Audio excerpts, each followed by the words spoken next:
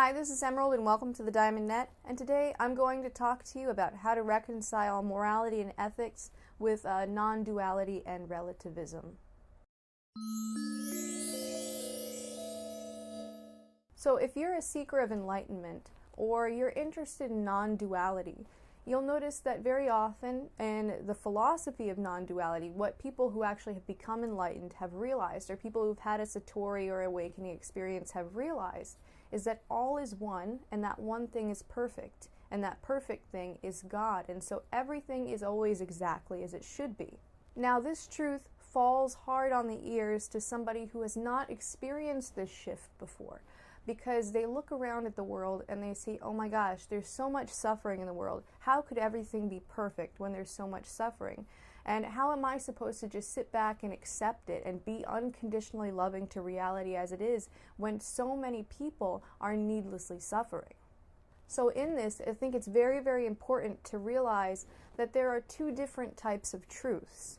One is the truth that's a practical, conventional truth, things that are effective for being a human being, things that are going to yield good results on the human sphere.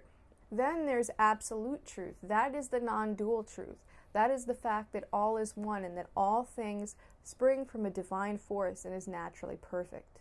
So in this sense, even a seeker of enlightenment who's trying to recognize that everything is perfect, there is still room for morality and ethics there, as long as you don't hold on to it too tightly, and as long as you realize that your morals and your ethics don't have any existential truth to them, other than the fact that you are actually experiencing them in real time as emotional preferences that arise as sensations in your body and thoughts in your mind.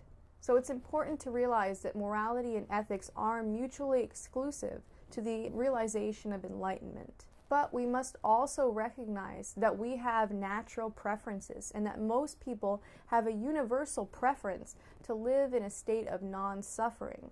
And so it's very important that we have ethical behavior that begets a more compassionate society, a society that lessens the suffering for the individuals in it. So the other week, maybe a month ago, I was watching a Rupert Spira video. If you haven't checked out Rupert Spira, I highly recommend it. I really enjoy his teachings. He's a non-dual teacher. He is enlightened. And he really summed this up in a really nice way. So basically, he'd gotten a question from one of the members of his audience. And basically, the person had asked, what if somebody is in an abusive relationship? And, it's a really not a good thing to be in. But then they also want to be unconditionally loving and unconditionally accepting of what is. So they were wondering, it's like, how can I say no when enlightenment is basically an unconditional yes to all things? And I think that Rupert Spira really put it nicely when he said that there can be a very loving no within that unconditional loving yes. So for example, if you're in a bad situation, and suddenly you feel a negative emotion come up that says, hey, don't go there, don't do this, then you listen to that emotion, because that emotion is also part of reality. Your emotions are a valid part of reality that need to be accepted. What I notice is that a lot of times, people who are seeking enlightenment, a lot of people who are interested in non-duality have a tendency to gloss over the emotional reality, which is an actual, real, tangible reality. And they think, oh, well, the non-dual truth is that everything is perfect, and so that's okay that that exists, because otherwise I'll be moralizing and saying this should not be so. Now, of course, moralization and should and should not statements can be actually a detriment to seeking enlightenment, but it's also a detriment to seeking enlightenment to resist your awareness of your own emotions and your own preferences. So your preferences do exist as a real thing. That's what your morals are based off of. So if you think that it's best to live in a society ruled by compassion, then your preferences are going to reflect that. So these are very, very important to honor. But you have to understand that there is no universal moral code other than the fact that nobody wants to suffer, and so everybody's going to kind of decide on whatever they think is going to reduce suffering the most. So morality is always kind of like, one of my subscribers called it, sort of like building ladders up in the clouds. Underneath all of it, there has to be a preference, an underlying premise for all of these different morals to be built on. And essentially, all premises have no backing. because there is no solid objective right or wrong in reality that we can actually point to as an existential truth. However, morality and ethics for society at large is incredibly important, because these mental frameworks will determine how the social patterns go, and the social patterns, how they go, determine the quality of life for the people within the society. So you have to understand that morality and ethics have great practical and conventional use, but they don't have any existential truth. Now, understanding this is very, very important, because when we realize that morality and ethics don't have any existential truth, then we drop the need to be better than anybody else at them. And we also drop the need to demonize people who don't match up to the standards that we have decided are the moral best ways to be.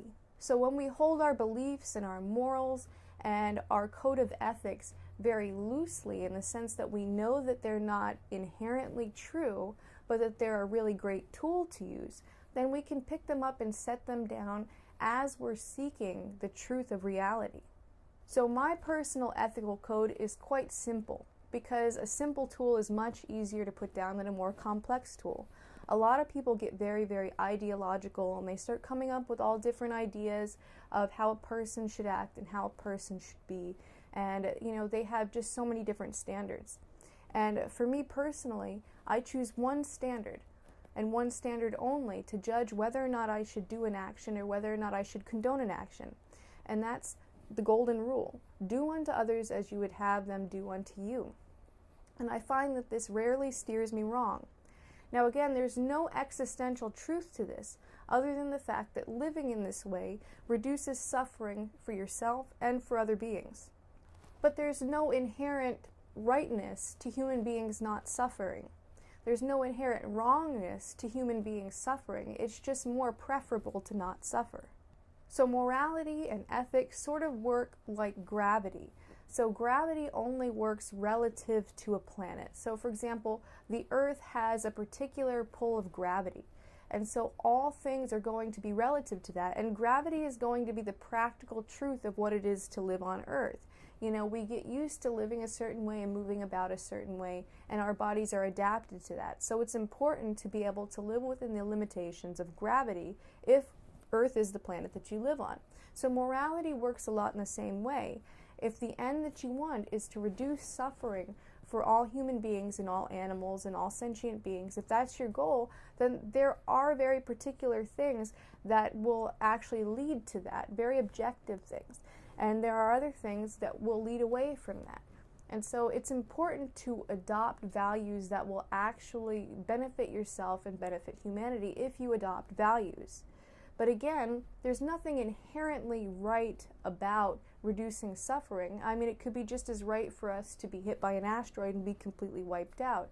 There's really no right or wrong, good or bad in the entire universe from an existential absolute level. But from the everyday human level, yes, it makes a lot of difference. But also, in adopting these truths, we have to also recognize that there's nothing inherently existentially true about them. But just because there's nothing inherently existentially true about them does not mean they're invalid, because remember, this truth comes from an emotional core. And that emotional core is a real aspect of reality. And so to gloss over that and to be in resistance to that is to resist part of reality, and therefore is not unconditionally loving, and therefore will not beget you ego transcendence, and it will not beget you enlightenment. So you have to really be able to find that fine line between clinging too tightly to morality and ethics and beliefs and ideals, and also accepting reality exactly as it is and noticing the inherent perfection that is in reality. And so for me, it becomes very difficult to suss out this line when I get triggered by certain things. So for example, for me, I don't like it when people show intolerance to large groups of people and sort of project their own ideas onto those people and sort of dehumanize them. For me, that's something that it really disagrees with my sensibilities and always has. It makes me feel really yucky and disgusted when I see that. But then I also have to look and say, oh, well, it is part of the perfection of reality.